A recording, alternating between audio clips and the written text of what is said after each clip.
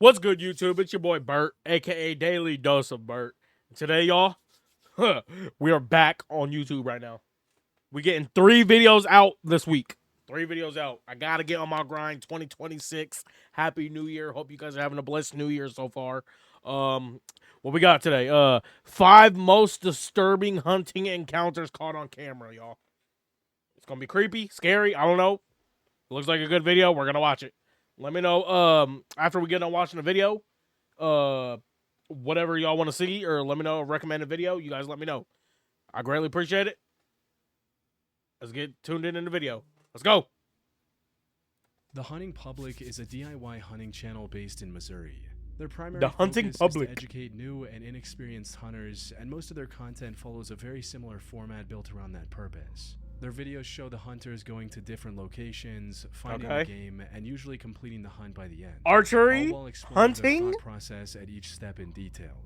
And the video they filmed on September 25, 2022 was meant to be no different. September 25th, 2022. Ted and Nick were out bow hunting deer. 2022 was already 4 years ago. Holy fucking shit, dude. That's crazy. On public land in their home state. Little did they know, this trip was about to be cut short by the most disturbing encounter they've ever had in the wilderness. Whoa. Let me guess. Let me guess. A skinwalker?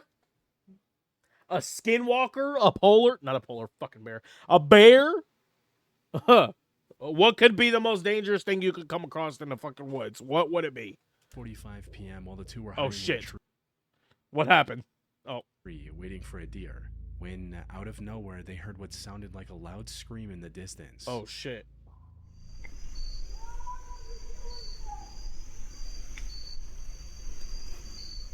The fuck?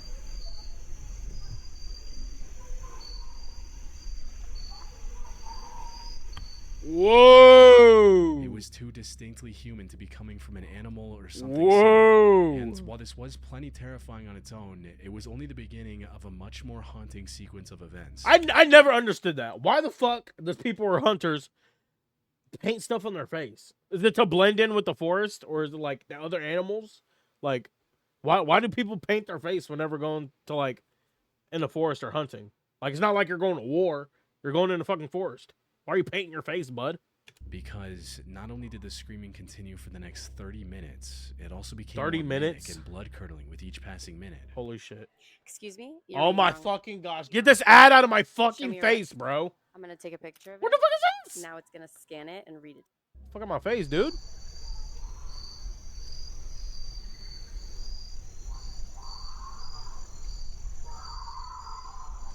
Yeah, GG's. Go back home, bud. Go back the fuck home. It sounds like she's getting freaking murdered, bro. Go back home, bud. Oh,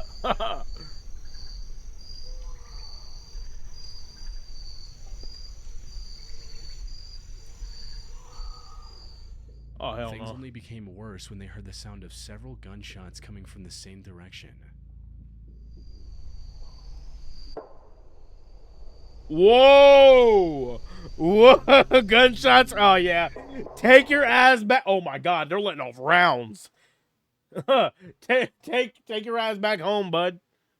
Letting off rounds in the fucking forest? Up to no good. Go back home, dude. Damn! What they got? 19? A 40? What they got? And they're just, bro, they're just standing there, too, bro.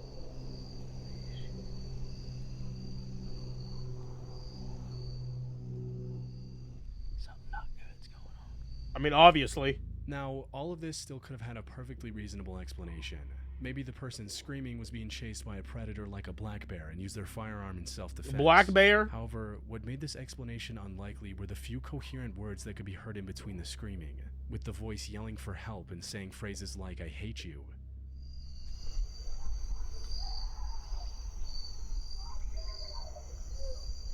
Whoa, domestic violence. Domestic violence. Call the cops. Call 911. Get somebody out here, bro. Investigate the whole fucking forest. The voice became even more disturbing after the gunshots, shouting what sounded like, "Somebody help, you effing killed her," and other disturbing phrases.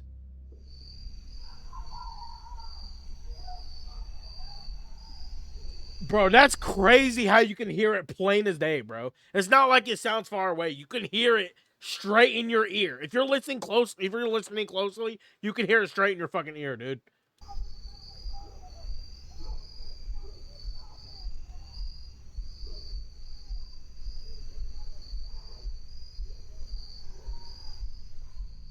Whoa. In addition to the screaming, shouting, and gunshots, the two also heard the sound of multiple cars speeding off, after which everything went silent. By now, Ted and Nick were convinced they had just heard a horrific crime take place less than half a mile from their location. Unfortunately, they didn't have cell service in the wilderness to make a report, and the only way out of the woods was in the same direction. So you're telling me, okay, I ain't gonna lie, being out in the woods night, okay, do your thing. Nah, I'm not doing that shit. You better have a weapon, a pocket knife, a bow and arrow, whatever you just had, a gun, something. You're out late at night in the forest. Probably you and one other person, just stranding out, going out, camping, whatever the fuck you're doing, hunting, late at night in the dark in the forest. Yeah, that's a good idea. Hell yeah. After you just heard all that, you're not thinking about leaving? You're not thinking about leaving after you just heard a crime scene? Action is the screaming. Getting too close and alerting what could be an armed and dangerous group could have been life-threatening. Yeah. So they decided to stay silently hidden in the trees for the next few hours, and only moved back after it was completely dark out.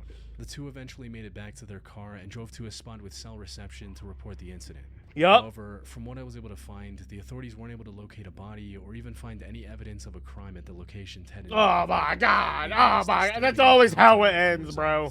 People on the internet have come up with several theories to explain the situation, ranging from a firing squad execution to someone having a drug-fueled mental breakdown with a gun in their hand.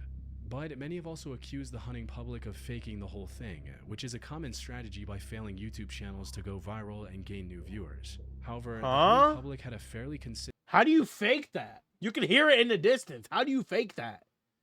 Why would you fake that? Viewership before this video, and it didn't increase by a significant amount after the encounter. They also have over 1,400 other regular hunting videos, this being the only one with a strange encounter. Typically, channels that fake videos have other suspicious content. The screams also seemed far too primal and emotional for anyone to fake that convincingly. Yeah. Put simply, what they heard was more than likely real. Unfortunately, it's been over 3 years since the incident, and we still have no answers on what Nothing? Not one detail, not one clue, nothing. 3 years later, nothing. Okay, bro. You know how every year around this time, the God, temperature bro. drops, everyone around you starts coughing, and suddenly you're convincing yourself... Yeah, I'm sick. Yeah, I got the flu W promo. Yeah, good shit, bro. Actually see me before spring. Damn! That is where appointment. And ZocDog isn't just... How long? Type of... Stop waiting. That's half the fucking video! Damn! In November 2022... Oh my god. Oh my god. Okay, Butterbean. From Michigan named Brendan Fitzpatrick was camping alone inside his hunting blind, waiting for a deer to pop into view. Waiting for a deer, okay. Suddenly, he was startled by a voice he didn't recognize. Brendan looked outside to see who it was and came face to face with an angry-looking man pointing an AR directly at him. Whoa! Whoa! And tried to explain an AR, bro, came stacked. But the man wasn't willing to hear any of it and kept becoming more and more hostile. He said, fuck that. I ain't with the talking. You better get blicked down, boy. Right now. All right. But I just want to show you kind of why we're here. We pay good money to hunt this property. We've been hunting it for years. No, you ain't been moving for years. I've been here 8 years. Do you live on this property right here? Sir, you're not listening to me. I'm not. Oh shit! Oh shit! Oh shit! He then told Brendan to put his phone down and said what can only... Put the phone down, Brendan! Put the fucking phone down, Brendan! This is not no time for talking, dude. ...be interpreted as a threat. Put your phone down. You have an AR in front of me. I'm scared. Put your phone down. Dude, I'm scared as now. Okay, well, it's going to be more scary. Oh, shit. You attacking me? No, sir. No, sir. No, sir. He has a dog, too? Yeah, pack it up, bud. Do whatever he says. Do whatever he says, bro. Every command, just follow it, bro.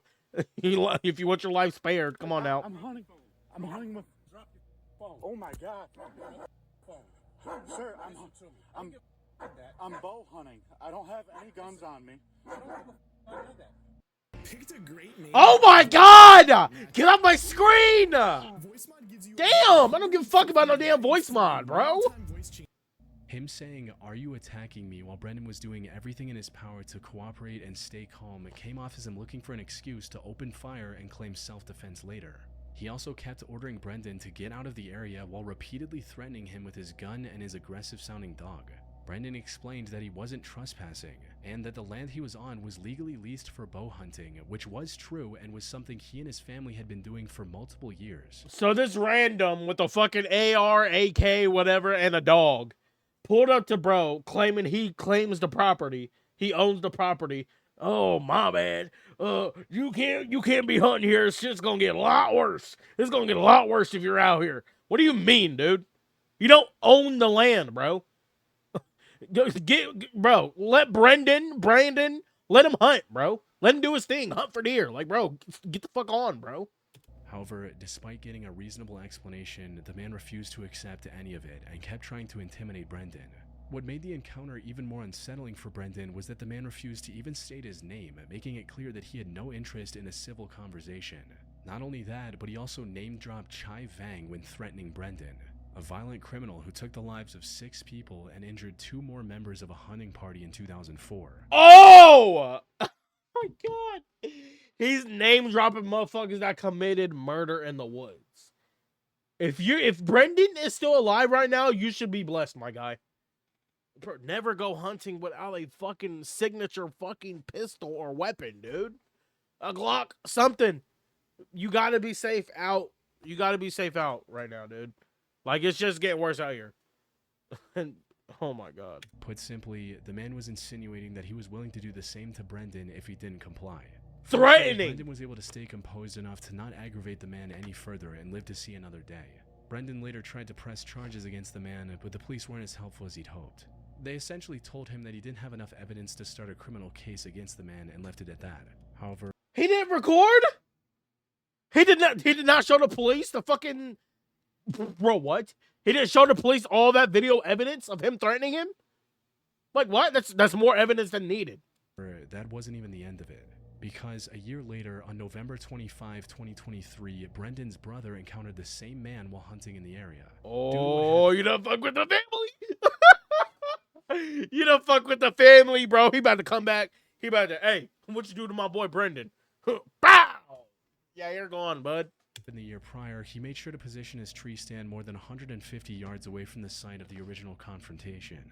But for some reason, the man became even more hostile than last time and directly opened fire without saying a word. What? Luckily, none of the shots actually hit Brendan's brother, and he was able to leave the area without getting injured. However, according to Brendan, the authorities didn't file any charges against the man yet again. Oh my god! You're defending him! What the fuck? Bro, why are you defending an active shooter in the woods, knowing it's not his land? Like, bro, what are you doing, dude? Cops ain't shit, bro. They're not helping. Your job is to help. You're not helping shit. Like, fuck. Citing the same lack of evidence. Though people online suspect that the perpetrator might have connections at the local police department, allowing him to threaten the lives of innocent people. That explains it. That explains it. You got evidence. You got evidence right in your face. So you're telling me that the shooter or whatever, the fucking... Bro, he's siding with the fucking police, the state police. He's siding with the state police. And not face any consequences. The only silver lining in this disturbing case is that no one was actually hurt. Brendan and his family have also returned to hunting, likely at a completely different location. Please. On September 10, 2024, at approximately 7:45 a.m., 2 fishermen were kayaking down Lake Emery 7:45 a.m. North Oh my Carolina. god. Oh my... It's misty, muggy outside, and it's cloudy. Never a good sign, bro. Appeared to be a log drifting in the water ahead. However, something about it didn't feel right. So Mark Wilkins... You think? It feels ominous. ...to take a better look. And that's when he made the horrifying discovery. It wasn't a log at all. In reality, he was staring at human remains that had likely been in the lake for multiple days by that point. He was still a bit unsure and thought that maybe it was some Halloween decoration that had found its way into the lake. But the closer he got, the clearer it became. The remains were certainly real. And after taking a couple of minutes to calm his nerves, Mark dialed 911 and told them about his discovery. I am fishing on... I would be scared as fuck, bro. Finding body remains while you're out, especially with this environment, how it looks right now, outside, bro. finding a body. You could be next. You don't know what happened. Like, bro, oh my gosh. Lake Emery, and I have come across the dead body. Are you in the water? Yeah, I'm sitting here looking at it.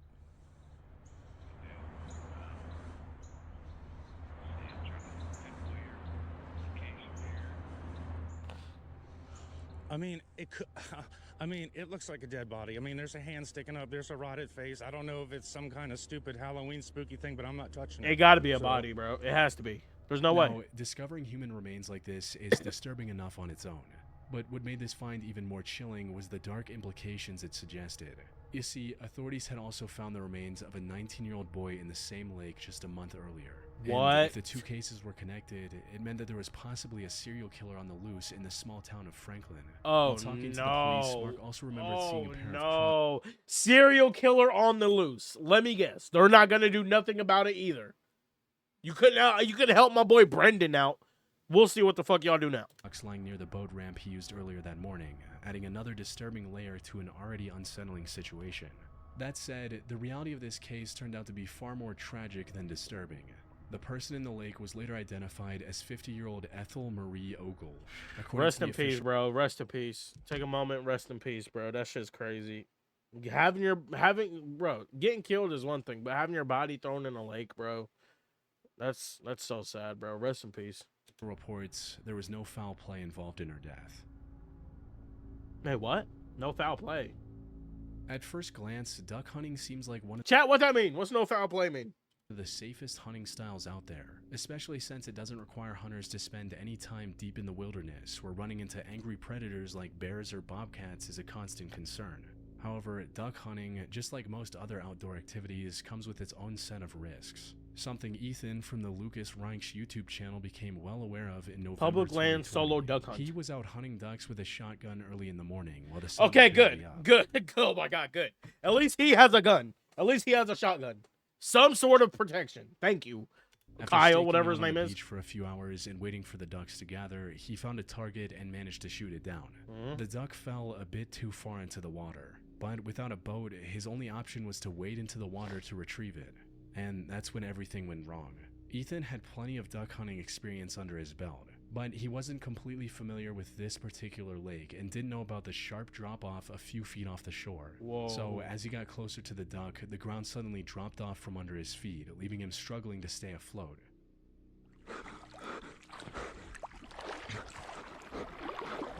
No, go back. Don't do it. Don't. He also knew how to swim, but that wasn't as big of a help as he'd hoped it to be. The biggest issue at hand were his waders. They became filled with water, sinking him deeper while also making it near impossible to move in the water. No. Under normal circumstances, staying afloat is relatively easy for anyone who knows what they're doing. However, water-filled waders make this otherwise simple task infinitely more difficult, as drowning becomes a stronger possibility with each passing second. Please To tell make me he matters made it. worse, the water Ethan was in was also extremely cold. Even if he could stay afloat with heavy waders, he still risked contracting hypothermia and passing out before drowning. The cold water was also tensing up. The water was that fucking cold?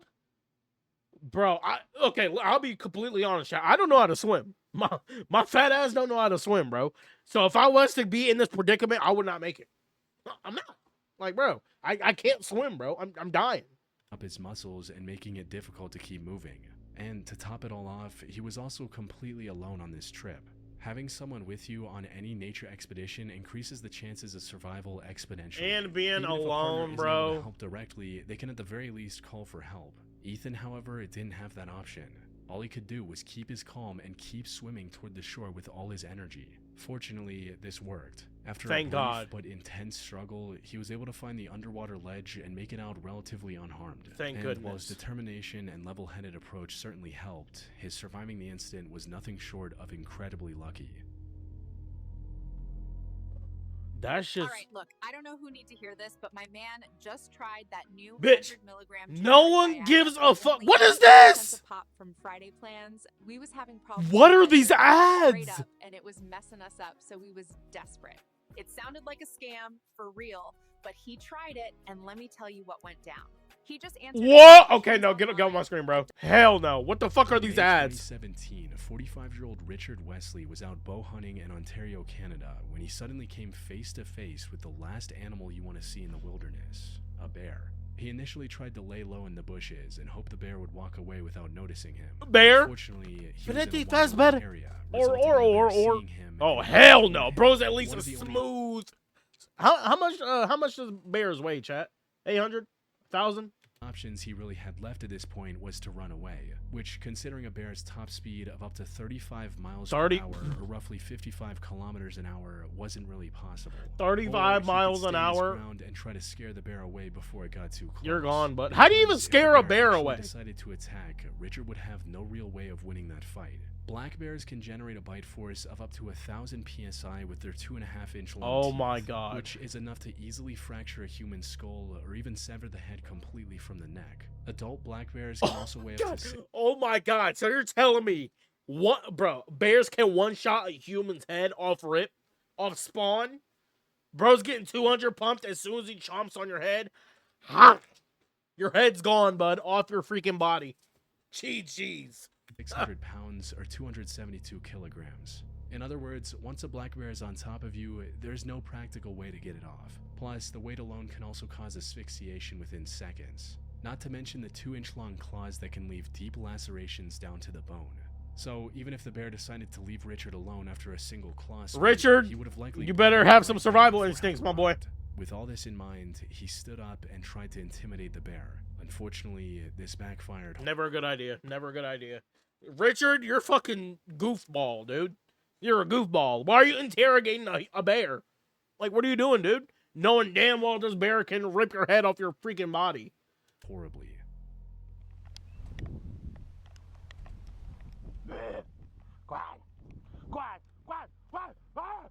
Okay. Richard, one thing, bro. I ain't gonna lie, this bear deserves to attack Richard.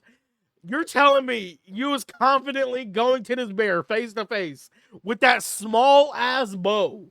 That bow isn't doing shit to that bear, dude.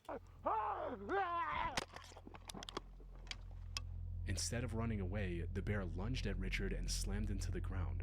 For shit. a moment, he thought this was the end. But as he was falling down, something exceptionally lucky happened. The wooden bow Richard was holding in his hand got shoved into the bear's jaw. This not only kept the bear from shredding his arm, but biting into the wood also disoriented it enough to make it turn and leave Richard alone. Oh, so, shit. despite coming dangerously close to losing his life, Richard was able to walk away with only a few minor bruises. But while he And he's confidently smiling, thinking it was a good idea. Like, come on, Richard. Come on, Richard. escaped physical harm, the psychological impact of this attack on him and his family was significant.